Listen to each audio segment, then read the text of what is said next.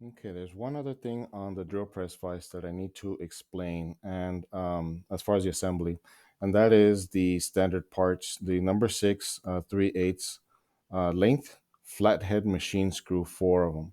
So those are actually part of the assembly, and they're actually these here, two that go into the base here for the plate here, and then the other two that go into the sliding jaw. Okay, so how do we get those? Those are not designed. Those are actually exist already in Inventor.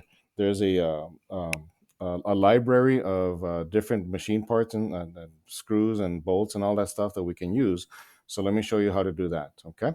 So that's actually going to be done during the assembly. So on the assembly file, when you're assembling, when you go in and you're placing in the sliding jaw and the retainer plate and the handle rod and all that, so in that assembly file is where we're going to place those screws, okay? So let me show you how to do that in here. And as far as placing, what you're going to do is you're not going to place from this list of files. You're actually going to go place it from the content center, okay? So right now, I've already used this before, but the first time you use this, it's going to take a little while to load. So don't freak out if it takes too long, but just go ahead and place from content center, okay?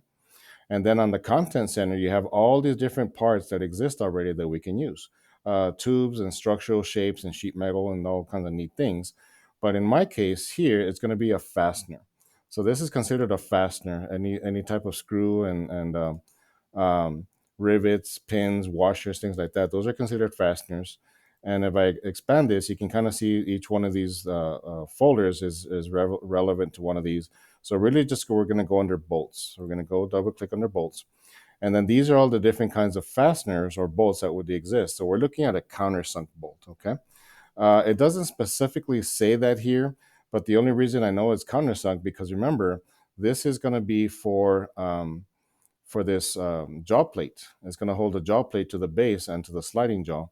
And if you remember, the jaw plate itself has a countersink on it. It's kind of like a little cone shaped countersink. So that's kind of the reason I know that it's actually going to be countersunk. Okay. Plus the fact that I'm telling you on this video.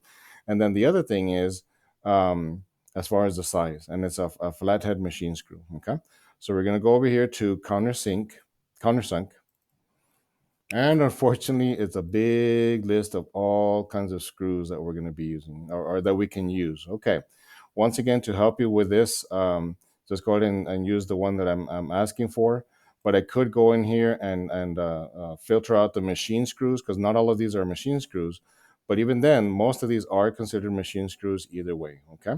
So the one that I want to use, first of all, is going to be a slotted one because if you look at the the exhibit here, it's a slotted one here, so it's not a Phillips head, so it's not any of these little crosses. It's a slotted one. So I'm gonna go over here and look for a slotted machine screw. So and then it needs to be flat.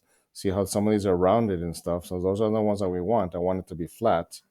Let me see. Okay, but then this is metric. Okay, so and I wanted to specifically say machine screw, but this one is metric. So let me keep looking. I found it a few minutes ago. Now I can't find it myself. Oh, here we go. Um, Slotted head. And I'm not going to double click on it. I'm just clicking it once so I can see the little description. Slots, flat head. Here we go. Slotted flat head machine screw in inches. So I think that's the one I'm going to use. This one here is metric. So I think we'll go with this one. And there might be some other ones that we can use, but I'm just going to go with this one for now. And then I'm going to hit OK. And then it brings in the little screw. Okay, so it brings in the little screw. I guess I wonder if I can go ahead and place it. Huh, I've never done that before.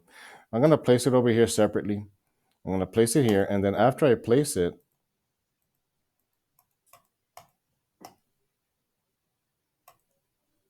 okay, I have to right click and place for some reason or another. It asks me for a size.